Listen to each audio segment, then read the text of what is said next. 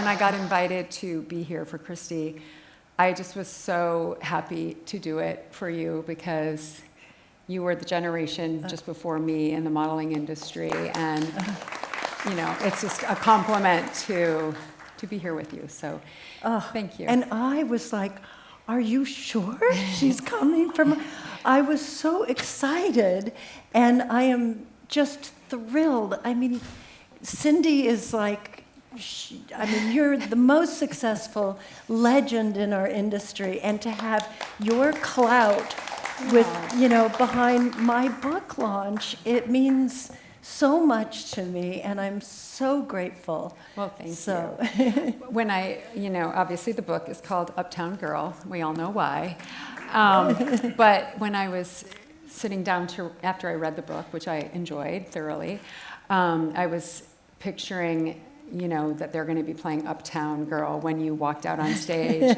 And I was thinking, how many times in your life has that happened? Oh, it's happened a lot. Right. And I love it every time, I have to say.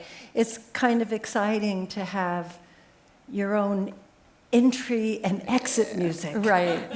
I think for me, it's Freedom, George Michael. That's the song that if I'm out at a club, everyone's like. Yeah. But do you feel like an Uptown Girl? And what is an Uptown Girl to you?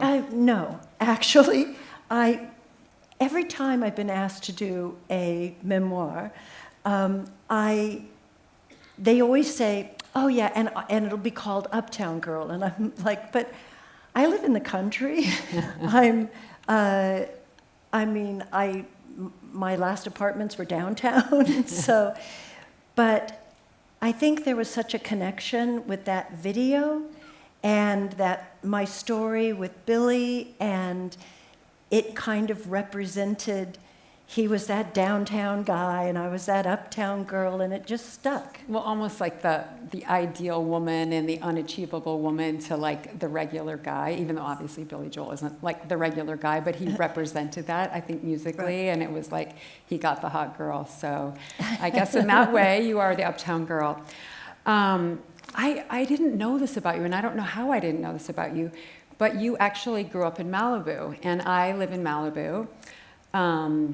We raised our family there, and I just love the sense of community. Obviously, Malibu is very devastated right now, and we were talking about it backstage, that it's, you haven't driven through it yet, but it's heartbreaking right now. Yeah.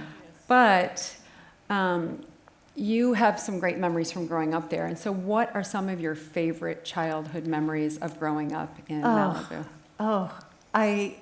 So I grew up on Old Malibu Road, which it's just to the right of the old colony, the place with the box, where you stop the guard to go in. So you go past that, and in front of the house, near our house, there were two rocks that were my entire world. One was shaped like a volcano, which we call Volcano Rock. And one was sort of like a pier that goes out, it's flat. And I knew every nook and cranny, every sea anemone, back when we were kids, we could go out and pry abalone off the side and take them home and pound them. And my mom would cook them up. I loved it. I had the Golden Hills behind me. Pepperdine wasn't there yet, so wow. I knew where the waterfalls were up the creeks, and it was just freedom. So beautiful. And I loved Sea Hunt with Lloyd Bridges, so I was always in the water, swimming around, being, like an oceanographer. And it's funny, so really you're way more of a California girl than an Uptown Girl. Oh, 100%. I'm going to go a little bit out of order because I was thinking, I know you've been already on a press tour and doing so many interviews. And one of the parts in your book that really spoke to me was this idea of body image. And as a model, it's very confusing when you are being held up as this ideal of beauty, but then in your personal life, you sometimes don't feel like you match that, and yes. or the pressure to be a certain size or to fit in the samples. So Yes. I just, like, at what point did you, as a young woman, like, even feel like, was it the modeling industry that made you feel self-conscious about your body? Well, I always felt like I was a chubby little kid. Like when my parents would introduce me, they invariably said, "Oh, she's a husky little one, isn't she?" Husky, that was a word. Husky was the word that they used, Yeah. which meant chubby. And you know, when you're little, I guess you just get that self-image sticks, and you kind of just never really break through it. And of course, when I went in to see Johnny Casablancas, was the first person I saw in Paris. He was the model agency of the moment in Paris, and I sat down in front of him, and he had a couple people next to him, and they talked about me as though I wasn't there. Mm. He's like, "She has that little round face, like very childlike, and then that womanly body." You know? and I was like, "I'm right here. I can hear you." Yeah, and you spoke French, so you knew what they were saying. They probably were saying it about me too, and I didn't have a clue. So I just Yes, sat there and smiled. I knew what they were saying, and then as soon as I came to New York, Eileen Ford looked at me and she said, "Well, you're going to have to lose a little weight, and you're going to do it by eating fish and only fish. If you go to a restaurant and there's a broccoli on the plate, you'll push it off and you won't eat it. You will only eat the fish. You can have the fish any way you want it. It can come with butter, sauce Meunier, whatever, but only the fish. Fish for breakfast, lunch, and dinner." And so I did it. I was a vegetarian, so it was kind of hard at that point to eat fish all of a sudden, but when the great Eileen Ford, who was such a well-known person, tells you what to do, and this is going to be the key to that look, I did it. Did you ever cheat? I did. Good. That makes me feel better. But as a mother, like, how do you, to daughters especially, like, how did you help them have, you know, I think it's hard, especially because of who you are. Yes. You know, and like for me, for my daughter, it's like, how do you help them not see that they have to sacrifice to be beautiful? Yes. Like, and how do you help them love their own bodies? Yeah. Well, it was hard it was hard first with Alexa, and I had Alexa 10 years before I had any other kids. So, and I was with Billy, and so Alexa got pretty ripped apart by the media. I can get choked up just talking about it, because honestly, they were really awful. And they were awful to Billy, too. And it was the first time that I was ever seeing people being rude in public. Like nowadays, we see it all the time, and it doesn't make it any better. It's like worse now than it ever was. But it was the first time that was happening, and so that was hard. And then when Alexa was old enough to see the pictures and the things that they would say, it really was hard. And then she blossomed, and she just blossomed, and then they accused her of having plastic surgery or this or that, you know, like, and so she had to go through the mill, and she really had to find a place where she could just be comfortable knowing that, unfortunately, that's kind of the way of the world, and it doesn't mean she's any less, or, you know. And then Sailor came along, and she didn't really ever want to be a model. She was writing a school paper about modeling, and she went in to interview the agents at IMG, and they set her up at, I don't know, to go interview a magazine to see what they were expecting as part of her paper. And they hired her and gave her a job. And then she immediately, much like I did, thought she needed to have this transformation. You know, I kept waiting for like the big transformation as soon as I got hired by the model agency in Paris. And she just completely stopped eating and got a real food disorder. And then she knew that she didn't like that, and she didn't like not eating, and that wasn't enjoyable, and that she didn't want to model anymore. So she really isn't doing any modeling. She's occasionally, there'll be a special thing that she'll do, you know, but and it's been, for both my girls, it was a struggle. Don't you think that the pressure today, I mean, I felt, I wasn't, you know, I was always athletic. Like you wrote in the book about like squeezing the clothes, and half the time the zipper in the back was open. And did you feel bad about that?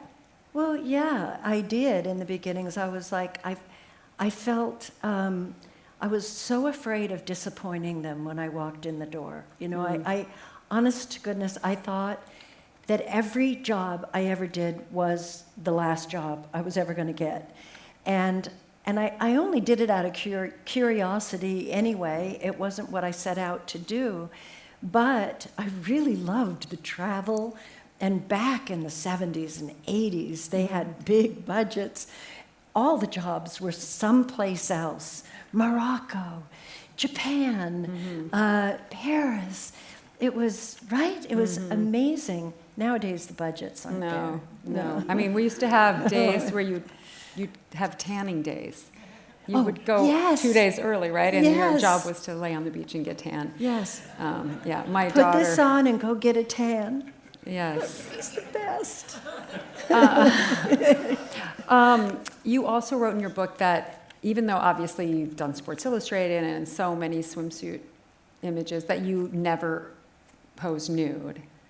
And obviously, well, not obviously, but I have. I mean, there was a bunch of guys outside with like Playboy pictures of me, so half of this audience knows I pose nude. But I'm older than you, so I come from like more of a, you know, I'm old-fashioned.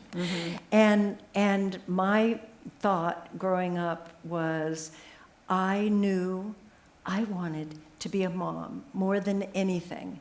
And so I knew that somewhere in my future, it took me a while to find them all, very circuitous route, but I knew that that's what I wanted to do, and I was worried that I might embarrass them if I did that. Yeah. And, you know, plus I think I was more you have worried a better body. No, I think I was more worried about my dad. You know, that was breaking the news to him. Yeah. From reading your book, it sounds like, and I feel very fortunate in this way too, that you were not a victim of, because the fashion industry, obviously, there are some like, not the core business, but on the periphery, there's like some sexual predators, and it sounds like you were able to mostly avoid that. Yeah. And so how do you... I just married him. I was saving that for later. Yeah, you kind of did, didn't you? You just weren't on the end of it, right? Do you want to talk about that? No. But my thing was, like, because I have friends in the industry who were, and they were, you know, same level of modeling as me or whatever, and I just wondered, like, how do you feel like you avoided that, or how did you find the inner strength? I think you wrote about, like, there was one party you were invited to and you just got bad vibes, and you were like, yeah it doesn't feel right. Like, talk about, like, how did you know? Like, that's not how you wanted to be in the world. Yeah, so very early on, the agent in Paris said to me, so the job is for you to go on this boat in the south of France. Sounds nice. And you just go fly down there on a plane, we'll send you down, and a nice man will meet you and buy you a pretty dress. And then you go on the yacht and you're nice to everyone because lots of those men are very, very important for your career. And I was like, my accent, I'm turning Russian for your career. Okay, well, I was trying not to give her away. But so I just thought, I said, so where's the modeling part? Mm-hmm. And she said, well, because then you make the connection, and, I was like, nah, no thanks. Yeah, I think there's another name for that job that isn't modeling. I really, what came across so strongly for me in the book was like your zest for life, and you're like an eternal optimist, and you're just like a glass half full kind of girl, and I love that. And you wrote about loving some of the same things about modeling, and you mentioned it earlier, like we're so lucky we get to travel, we meet incredible people, and one of those people that was very special to you was Maury Hobson, who I also worked with, this amazing hairdresser, and you call him Hops, I think. Yeah. But my question was like, how was having like that one great friend in the industry, how did that make your whole experience better? Oh, like day and night, to have somebody to help you through the ropes and know. So my friend was a great, just a hairdresser, but he approached every job like showtime, right? Like he was there to make sure everybody was having a great time. And he has so much personality, Hops. And back in the day, he was the one that I would really, there's stories in the book. We had a slow speed golf cart chase once that was hysterical. And, but it was so great to have a person that you could say, does this seem right, or should I do this or this, and have somebody to bounce it off of. Well, and don't you think also, like, when you are traveling, I always say traveling is the best and the worst part of the modeling industry because it's incredible. You get to see the whole world, but also that means you're not home a lot or you're not with your friends. And if you are lucky enough that you just have that one person, whether it's often a hair or makeup person that you travel with, because you get to choose if you're lucky. Yes. And you always want to pick people that are good travelers, fun, morning people, because a lot of times we have to get up, before the crack of dawn. On what you talked about, like your love of St. Barth's, and I remember my first trip there was with Patrick Demarchelier, and I was like, I'm from the Midwest, and I was like, I've never seen anything like this place.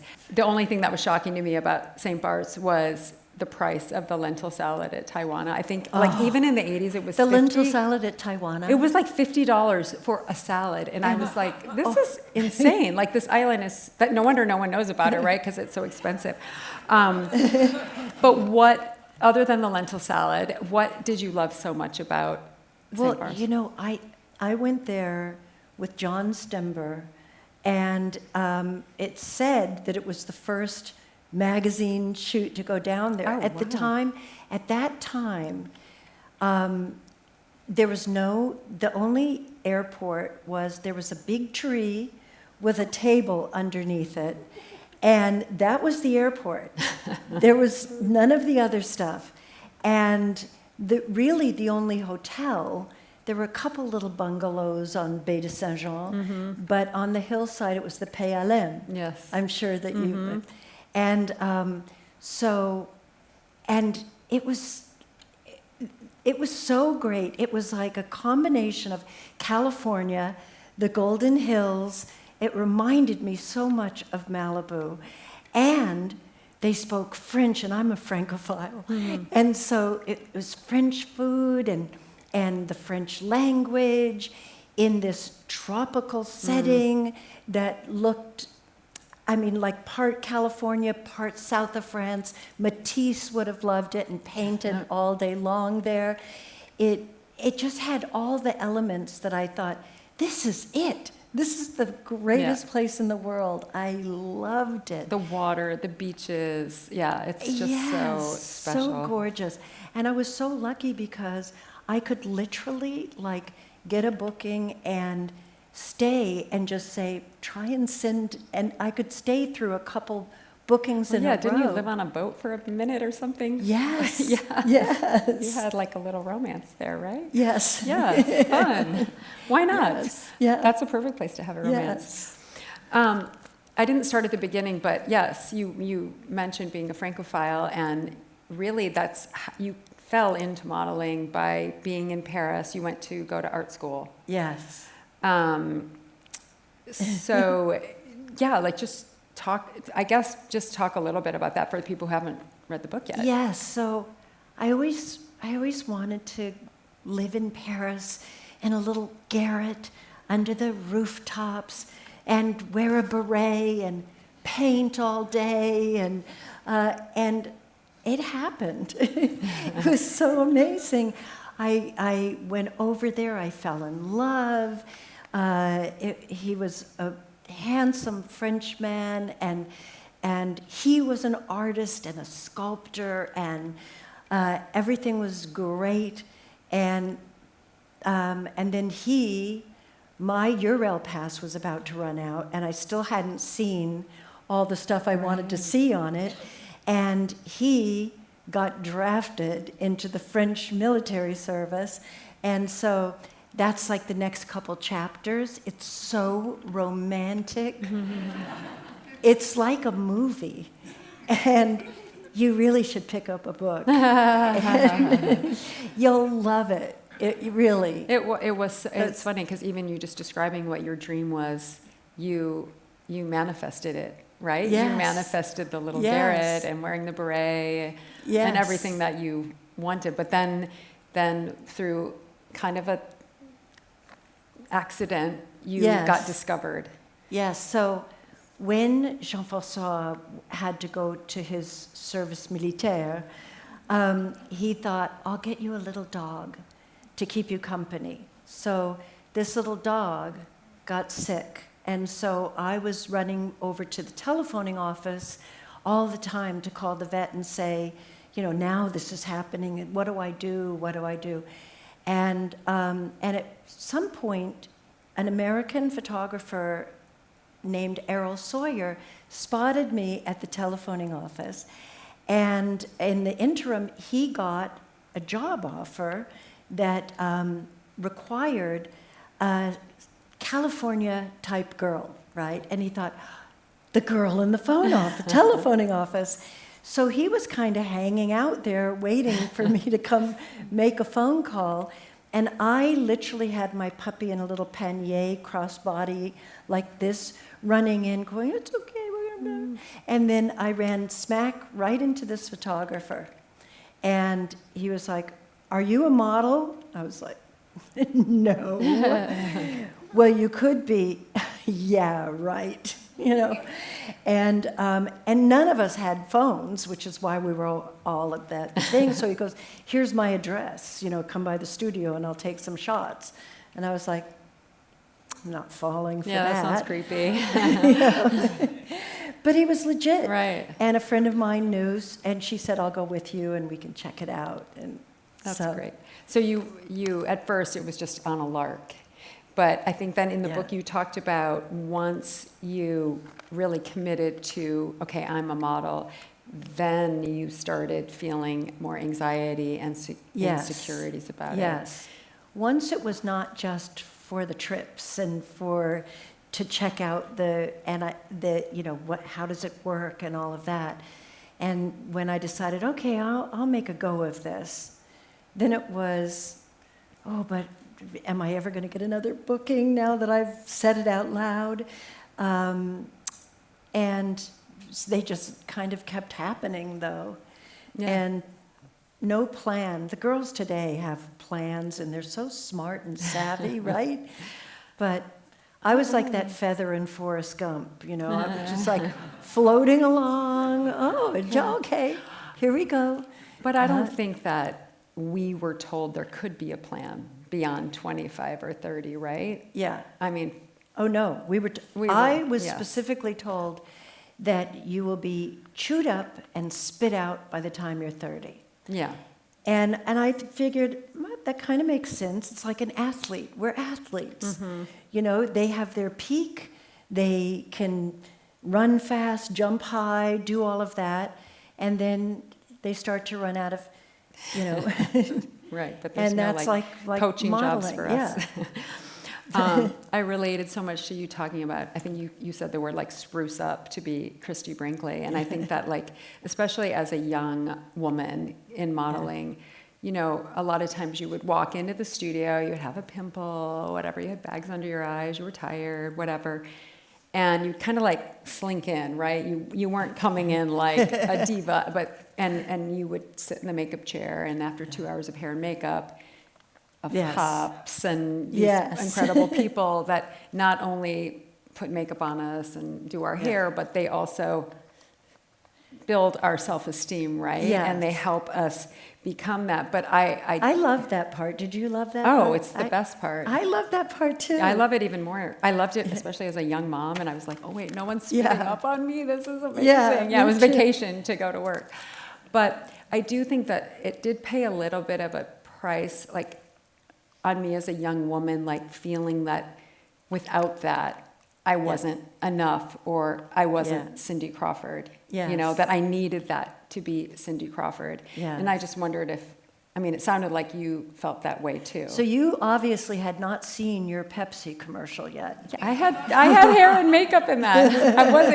I had 2 hours of hair and makeup in that. You look like the natural all-American Look at you. woman. You're like the California natural beauty. But you did reference it, but then I was thinking, like, how has getting older helped you just kind of be, for me anyway, I feel like, especially I think like my husband he hates makeup. So like for me, he's really helped me realize like I don't need that to be Cindy Crawford. Like there's obviously that professional, like I call that thing Cindy Crawford, and I'm like, I work for Cindy Crawford. But then there's also the woman Cindy, and I just wonder if you have any feelings around that. Yeah, well, I mean, I keep saying the past couple of weeks, I keep saying, I need to, you said spruce up, I need to spruce up. This is my book rollout, and I have 2 inches of gray hair up here that I sprayed with this. I didn't have time to do any sprucing up. You look pretty spruced. You need more and more as you go along. But seriously, I think that, you know, everybody was doing those no makeup, look makeup, and I think that those were really good for sort of, you know, just putting your best face forward without all of that. But I also think in quarantine, a lot of the artifice kind of fell away when, you know, it was sort of like, okay, now we're in the very beginning when we thought we were all going to die right away. And, you know, it was like, who cares? I'm going to go for that extra ice cream, not ice cream, but plant-based, you know. So delicious. Does anybody else have an addiction to those bars with the chocolate on the outside? I'm craving one of those right now. We should get one for you. I gave you a lot of credit for writing like a true autobiography, because I did write a book almost 10 years ago now. And I wrote mine just as a book of essays, because then I could just pick the subjects. And I didn't really have to have a narrative like I was born here, and then I dated this guy, and then I had this terrible breakup, and this all happened. And I just really didn't want to talk about like past romantic lives. And I give you a lot of credit for sharing like so many intimate parts of your journey. And I learned so much. I don't know how I didn't know that you were married 4 times. And, you know, you lost a great love. You went through betrayal and disappointment. And I think if anything, that will just make you more relatable to other, women. Like we've all been through things like this. But I did think it might be interesting for you just to talk about like each of your relationships briefly, and really just was like, what was the lesson in it? Because I always like, what was the takeaway? What was the thing that you needed to learn or go through? Yeah. Well, I think like with my first husband, Jean-François, he was fantastic. He was wonderful until the day, like when I was writing the book, I kept journals, and like really intricate journals for the past like 60 years. Well, ever since I read Harriet the Spy, and she kept a journal, inspired me, and I kept a journal ever since. And then finding my journals again and sitting down and reading them was what inspired me to actually share some of that in this book. And when it came to me deciding that I wanted to divorce Jean-François, I was like, why? He was really wonderful, and it took me a minute to go back to that place. And I guess the lesson was kind of that they don't have to be bad people to divorce them. You can simply have grown in different directions, and you can acknowledge that your lives are no longer like,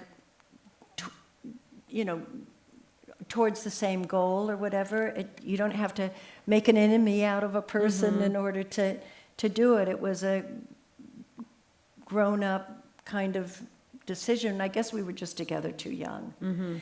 Maybe that's another lesson. Wait before you get married. Don't get married too young. But I don't know. Maybe there's other lessons there. But next, who did I marry next? Well, and I think for people who haven't read the book, I think just putting it in the context of having like a very complicated relationship with your biological dad, because I think when you look through that lens, Yes. I'm sure that informs a lot of those relationships. For sure. Yeah. 100%. Well, then I married Billy. And my first two husbands, I think I did a pretty good job. I think they were both great guys. And then there's a fork in the road at a certain point again. And I think, I can't really say exactly what the lesson was there, except that now I have a child with him, and so it was much harder to separate, maybe at the exact, you just work harder at it to stay together. And then you have to, at a certain point, you have to know when you can't help somebody with what you think of as their issue, You can try. I tried to learn every way, and I'm talking about drinking, and I tried every which way I could to address that and be helpful, and I just couldn't. So. Yeah, So you have to do. That's the lesson, what you have I think, to do is that for you yourself can't. and your daughter. Yeah. And then the other two. We don't even want to go there, right? They were pretty briefly mentioned in the book. But you did have a very close relationship with your father, who you call your father, the man who adopted you. Yes. And I love the story of how he came into your life. Yes. If you want to share that, but also that philosophy he shared with you was really scattered throughout the book.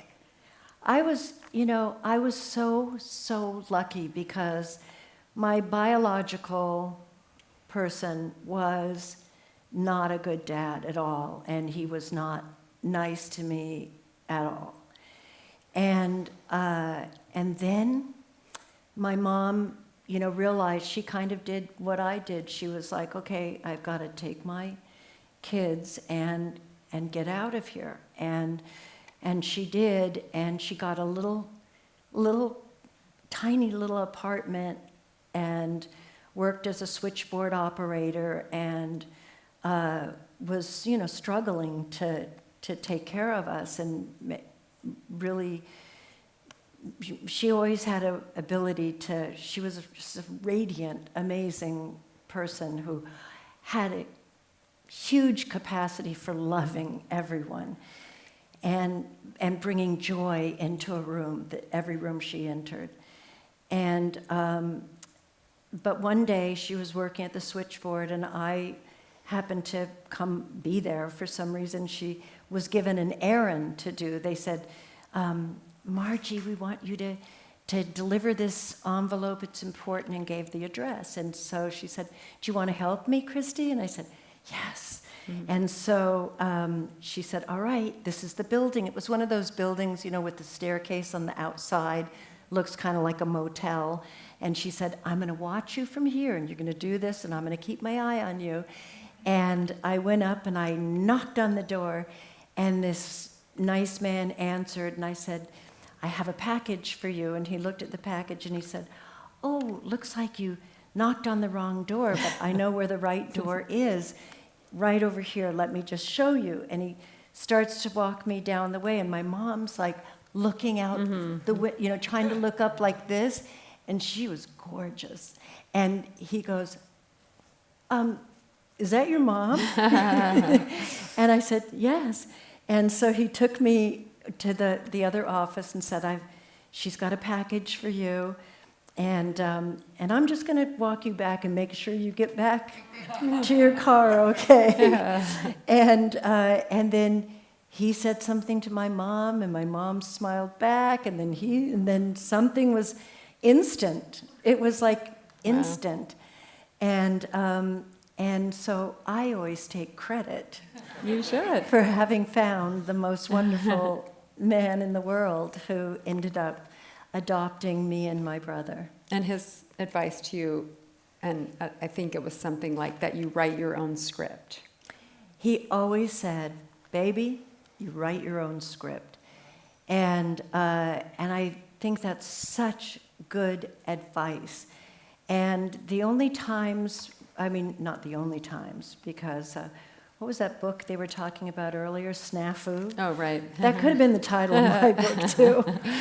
Because, but it was a lot of the snafus that led to some of the most magical and wonderful moments in my life. So, but my dad, like, in some of the moments where I lost control, it was because I felt like fate was writing my script, and I was going to see what happened. And then I had to take control again and write my own way out of that problem. Yeah, that's such great advice because it's very empowering. My mom would say, like, the worst thing, there's no failure, the only failure is in not trying. She's like, so what if you fail? You can come home. But I like even more like you have the potential to do whatever you want. So I would imagine that's advice you've passed on to your own children, right? They're like, yeah, Mom, we know, right? Yes, and you wonder if they're listening when you're giving these speeches about, it's up to you. You have each day as a gift, and it's up to you to take it and make it. It's, and they're like, yeah. And then, but my daughter Sailor got her first tattoo. It was tiny on the side of her finger right here. And she said, I got a tattoo, Mom. And I was like, what do you mean, where? And she goes, right here. And I said, what does it say? And she said, I decide. Oh. I thought, so she was listening. I love how you chose her name. And really all the names of your children, they were so like meaningful and deliberate. But talk about Sailor's name. So Sailor, well, it was funny because we have an affinity to Hawaii, too. My parents always, we would go over to a place called Kona Village Resort. And since 1965, and we would do our family reunions there and all of that. So we were over there, and I was with he who must not be named, hubby number 3. Nope, number 4. And but his last name was Cook, and Captain Cook discovered Hawaii, and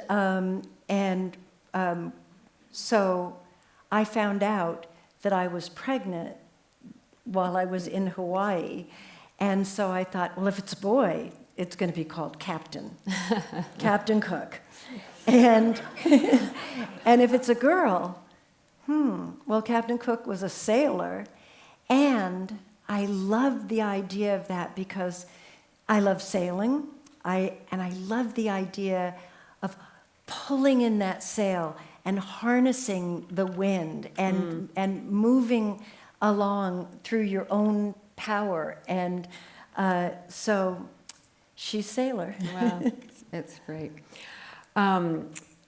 Naming kids was like such a thing between me and my husband because he has to think of every terrible nickname. I'm like, girls we don't like nickname each other. So anyway, he ruined a lot of names for me. I named my son, right? I was going through turmoil at this part, but I named my son August River. And they announced the next day on TV, Bryant Gumbel on the Today Show goes, and today Christie Brinkley had a baby boy, and she named him August River. And I went, oh God, I did a bad name. Okay, stop.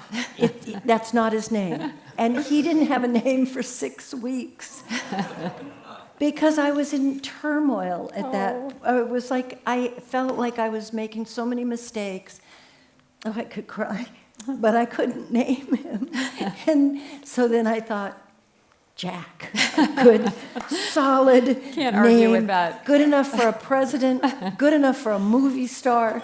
He can go either direction. Jack. Paris, though, because it sounds like a writer, right? The novel by Jack Paris. Yes. I keep trying to get him to, change his name, drop his last names. Oh, my mother-in-law did that. Her sons, their middle name, she had this idea that they would all be movie stars. So if they dropped their last name, they could go with their first and middle name. Exactly. Yes. Yes. Yeah, she thought ahead that way. None of them have done it, but it was a thought.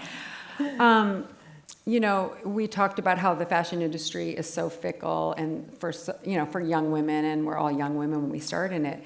But why do you think that you broke the mold and cleared the road for me and others who have had incredibly long careers in, an industry that isn't known for that?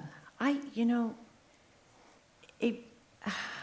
really don't know, except that I know that I wasn't model thin, and I didn't have the look that the models had at the time, which was very beautiful and elegant, and like they were so graceful and gorgeous, and I would have loved to have looked like that.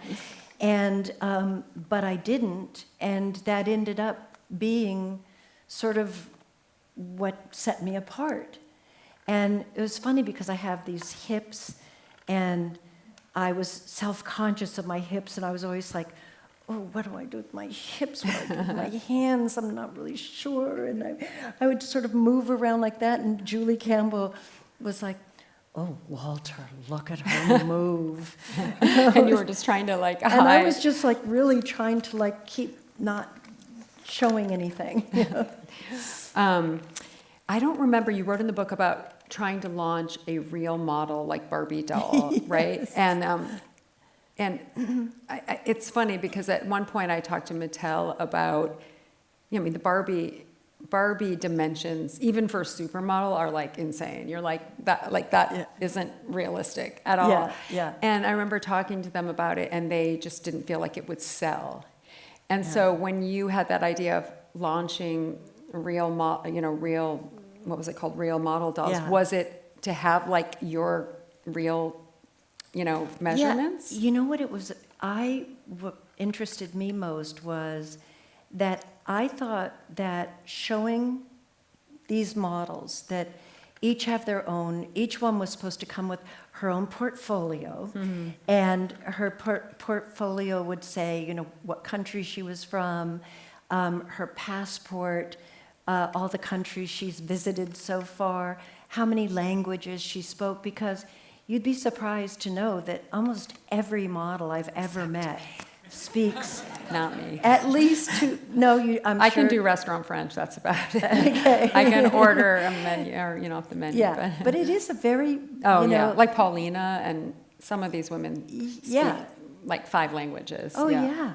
Like, I don't know. It just seemed like I thought everybody speaks multiple languages. You're going into a new environment each and every day. You've got to.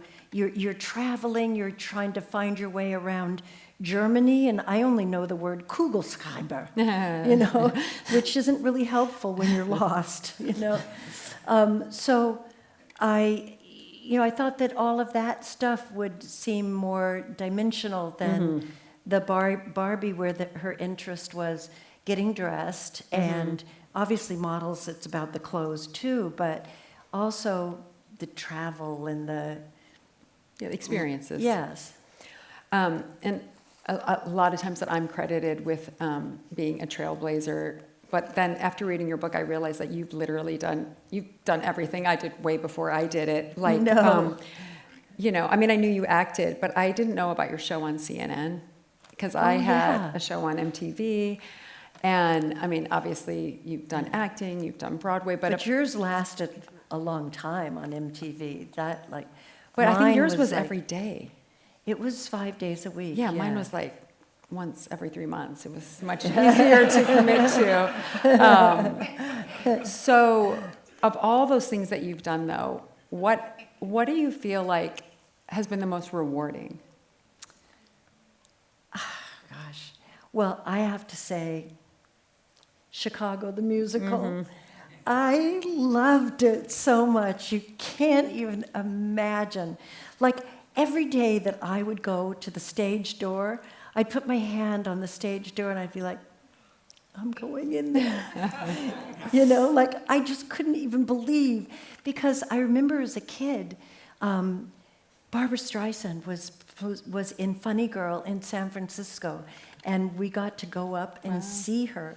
And I remember sitting there in the audience going, oh my gosh, what's it like to be up on that stage? And they're so brave, and it's so exciting, and all of that stuff.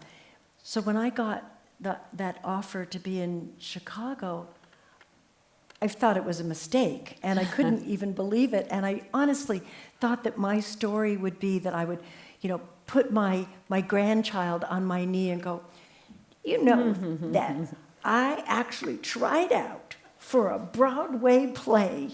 Yes, sir. I don't know why I have that accent when I get older. I must have spent a little time down south. But I was like, yes, indeed. I went in there and I tried out for that show. And then I got it. And I was stunned. Do you think there is more pressure because people knew you as one thing and then to try to accept you? Oh, you mean at the show? Yeah. Oh, well, I think that sells tickets, like going to see a train wreck. Yeah. So. And wait, was that around your 50th? We were like selling out every night, and it was during a period where Broadway was having like a little bit of a struggle. So it worked. Pardon me? Was that around your 50th birthday? Was that? I'm so bad with numbers. I really don't know. I think I was older because I did my first run. Then I did London, West End. Yeah, Then I came back and did a return engagement, and then I did the national tour, and I traveled around and did that. Yeah. And then I even got to play the Pantages Theater. And then I took a break for 10 years, and right before the pandemic struck, I got to do it again. And so that was 10 years later. So the Wow. pandemic was 2020. Okay, I'm not good That's at all right. math. It's fine. It was, but you loved it. Yeah, I loved it. And I started it while I was still in my divorce, going through the divorce. And I could like leave all of that behind and go in there and just be Roxy Hart. Right. Right. Yeah, it was such a gift. You mentioned Eileen Ford before, and there's a funny story in the book about the first time you met her, right? Oh. Yes. So I was picturing, I heard Eileen Ford wanted to meet me, and I was picturing meeting her in New York City. But she was actually vacationing in Palm Springs, and I had gone to California to see my parents. And we get the call, please come see her in Palm Springs. So I was like, wow, I'm going to meet Eileen Ford in Palm Springs. What do I wear? Like, you can't wear a business suit in for Right. that, but what do you do? Anyway, what she chose to wear for the meeting was a triangle bikini and a sarong. I couldn't have been more surprised when she opened up the door. And then she signaled us to come through and let's have a look at that portfolio in the backyard. And she led us out the back door, and then she said to Jerry Ford, Jerry, would you mind going inside and getting us some lemonades? And so Jerry exits stage right, and Jean-François, who I brought with me because I was so nervous about meeting the great Eileen Ford, he's standing there with me, and she puts my portfolio out on the patio table there, and she starts flipping through the book, and she's like flipping through, and my pictures in it were awful. It was like catalog pictures and stuff, and she's like, oh, no, this, out of this book, no, and when she, out, the triangle moved over, and guess what was out? And I see Jean-François see it, and I see him see it, and the two of us decide we are looking at that book. Like, we've never seen these pictures before in our life. And we're staring like that. And all of a sudden, darling, it's Jerry. Honey, are you still outside? She's like, yes, come on out. I'm out here. And so I'm like, oh, he's going to come out. He's going to see us. He's going to see that we saw, and we didn't say anything, and there it is. And then she went, here, darling, over here. And it somehow miraculously went back in. Saved. That's such a funny story about Eileen Ford. I was with John only, but you were. But anyway, she's an intimidating figure in the fashion industry. And I told her the story later when she came to see me. She came to see me in Chicago. Oh. And I told her the story, and she cracked up. She loved it. I bet. And now it's for everybody to enjoy that story. You also wrote a little bit, and I guess this was, maybe I was in New York then, but I think I was just a baby model during the model wars. Yes. And you were kind of right in the middle of it, right? Yes. And so talk about because you were with John Casablancas, who in Paris. Yes. And you were with Eileen Ford in New York. Yeah, well, in the olden days, back in when I the started, day. kids, you see. So there was Elite Model Management in Paris, Eileen in New York, and Nina Blanchard out here in LA. Loved her. She was a broad.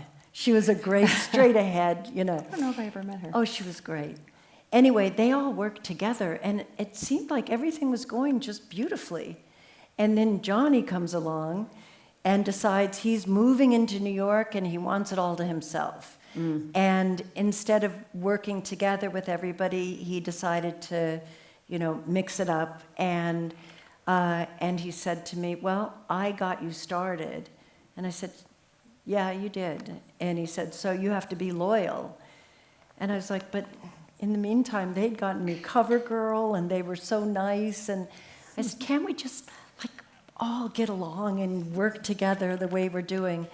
But he was like, no. Wow. You have to come with me because that's the loyal thing to do. So I had to go in and tell Eileen and Jerry that I had to do the loyal thing. And they were such class acts. They didn't make me feel bad. They said, well, we love you and we hate to lose you, but we understand. And if anything changes, we're always here for you. They really. Well, and didn't you end up being back with them? I did. Yeah, so that was the right move, right? Yes. So Sports Illustrated was huge in your career. And I think it brought, at that time, a whole new level of fame for you, right? Yes. And so I think there's certain things I don't know for you what it was like, but for me it was okay, your first Vogue cover is one thing, and then I did Playboy and MTV, Playboy, it was all of a sudden I had male fans, and then I got MTV and Pepsi, because certain clients, they want not just fat models that only women know about. So I feel like Sports Illustrated did that for you and some of the other women that were on the covers of Sports Illustrated. Unfortunately, I had a terrible experience the one time I did Sports Illustrated, but not in a way Julie and I did not get along. Oh, really? Yeah. And so when I was reading about it, and here's why, and this is not my story, but first of all, you do your own hair and makeup back then, right? Yes. Oh, yes. I mean, I was like, what? We have to, and it was in Thailand, and it was 120 degrees, and then you go into this room of literally, and I think you described this in your book, thousands of swimsuits. Oh, yeah. And I had rug burns on the front of my leg from pulling on and off swimsuits all day long, because they had sequins or they had beads or. And finally, she decides the one she wants me to wear, and she puts a turban on me. Oh, no. And I'm like, I don't really think turbans are sexy. No. I'm like, I don't think that. She did not like that.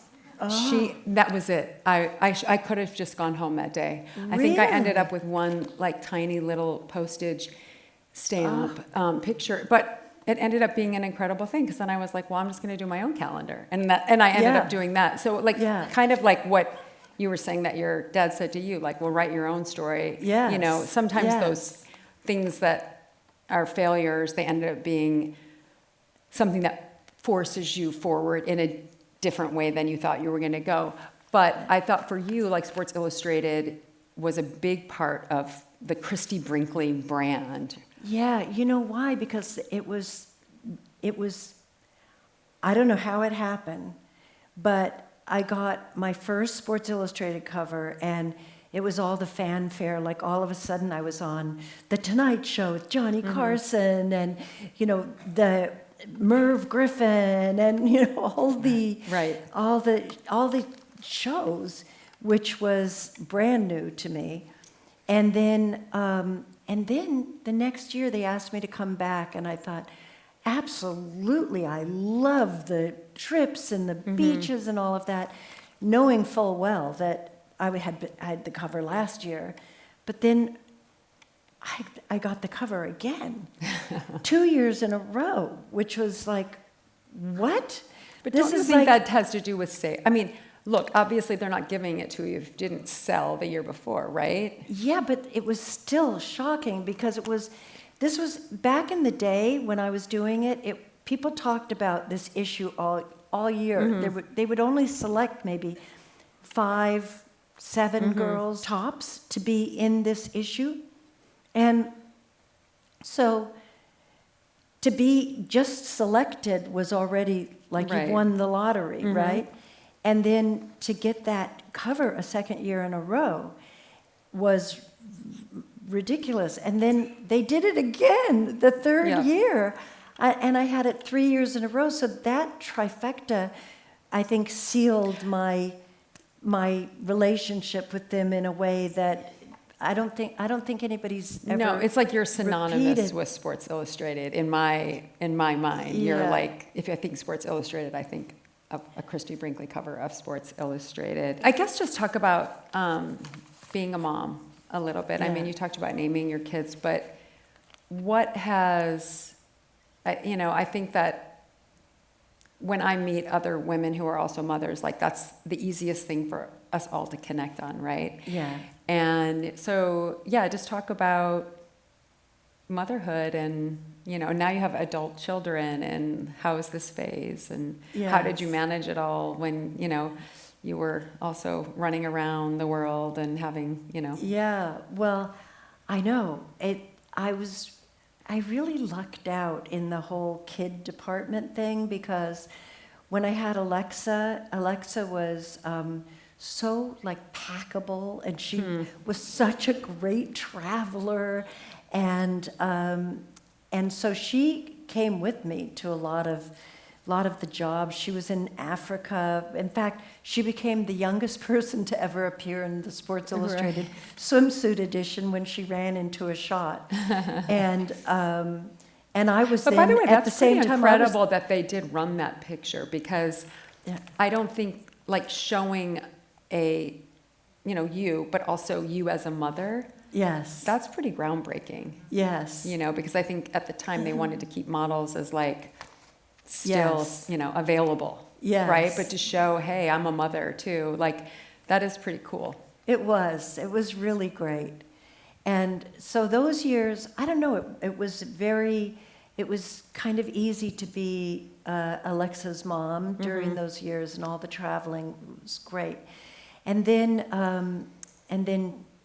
10 years later, I had my other two, and I wasn't traveling as much anymore because it wasn't the 80s. I mean, now it's the 90s, and I was home more. So, and the greatest thing about modeling is that I always said my number one priority is my kids, and then I squeeze in my work around it. And so I was able to do that. And it's the best job for that. It really is. So lucky. But they truly are my pride and joy.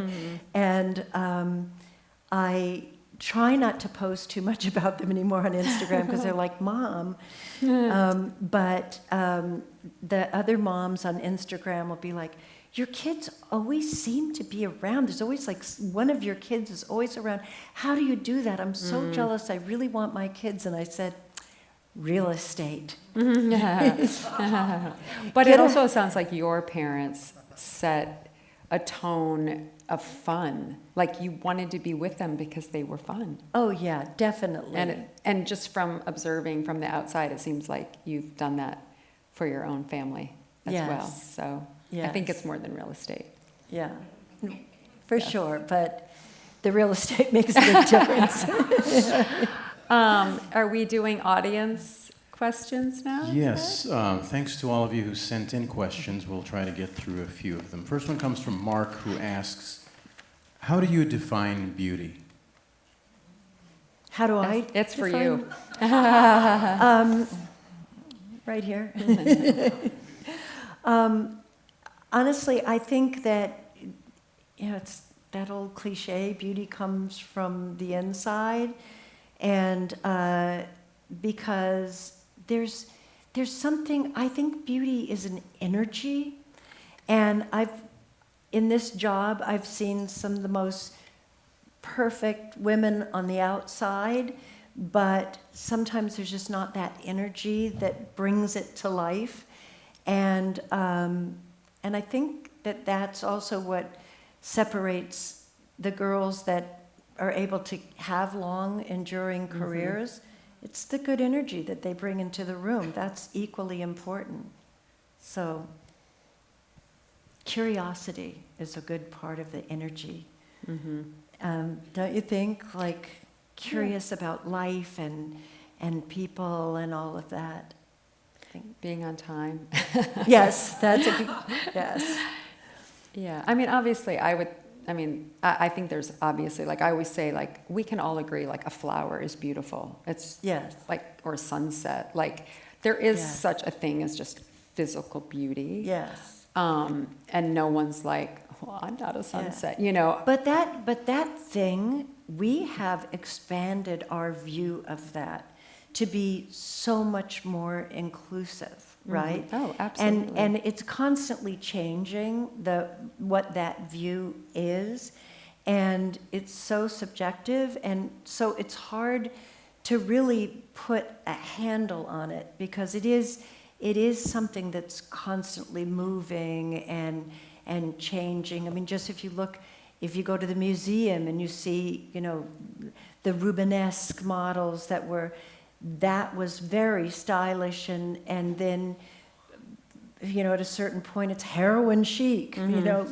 So it's constantly moving and changing. So I think that in our industry, though, having expanded and opened our arms to be more inclusive of everything, including age, our ideas of beauty are not as limited as they were back when it was, you know, just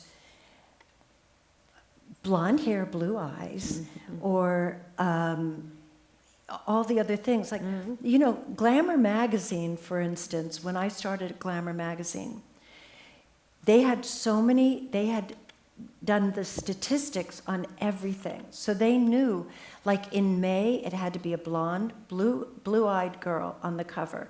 And she had to look over her left shoulder. And if you're in the magazine during the days when we started, you could only cross your legs like that at the ankle. And then it started to change, and then you could like, and it was like, you know, it, like, Wow. So it's a constantly shifting, changing. I will say, I do think that social media played a big part in that, because I think that women kind of demanded to be represented Absolutely. in a way, because, and they have the power of the purse, right? Yes. So it's like, if you're not going to show us ourselves, older women, plus size women, different skin tones, like we won't buy from you. Yes. And that's always what I would say to people. It's like, if you Yes. don't like it, stop buying it. And believe me, they will change. Jordan asks, can you describe or try to describe that moment when you went from a private person, Christie Brinkley, to the public persona? Oh, yeah. You know, I was extremely reluctant to do the modeling right from the get-go when they did say, okay, we'll take you, because I was an artist in Paris, and I used to love to sit at the cafe and just sketch somebody that was nearby and just mind my own business and do my thing. And I didn't really want people looking at me. I wanted to just be that person that was observing. And so to give up that anonymity was something I didn't really want to do, but I really did want to travel, and I really did need that money, because I really was determined to make it on my own and not have to call home and say, hey, you know. And I was doing very well. I left home with $500, and I never looked back. But don't you also think that you only know that moment looking backwards, and by then it's too late? You don't make the decision to, like, okay, this is it. I can either be famous and lose my head, or you only go, oh shit, I'm famous, and now what? It's like too late. There's no take back. So Yes. yeah. Yeah. Barbara asks, are there any stories that you chose not to include in the book? Yes. You- there's so many stories that just literally couldn't fit because I'm so old. I've accumulated a lot of stories. But, you know, they have a certain, they know the size of a book that will sell, and then it starts to become too expensive and too intimidating. Like, you know, unless you're Barbara Streisand, then you can't, you know, have a book thicker than this. I was already pushing it a little bit, but I have lots of adventures that didn't get in, like on a boat between La Paz and Cabo San Lucas, and a storm came up, and there were 80-foot waves, and they were crashing all over this boat that I was on, and we were rocking and rolling, and the refrigerator broke loose from the wall and caught on fire, so now we also have a fire going. And I mean, my dad and my mom and dad were on this trip as well. My dad said, if I wrote this, people wouldn't believe it. The story, and it goes on, but I'll save that in case there's a sequel, because it was quite a story. But there's a lot that couldn't go in. Next question is from Jesse, who says, what was the experience like working on the vacation movies? Oh my gosh, it was the best. It was so fun. I was so lucky because I was, the whole movie was practically outdoors, right? So they only had a couple indoor scenes, and I was one of them, the one in the bar where I meet up with Chevy. And so they wanted to save that for a rainy day. And there was not a rainy day, so I was on location for 6 weeks in the Wild West. And it's so funny because the picture when I arrive, I'm in like, you know, those little athletic elastic waist shorts and a little t-shirt, right?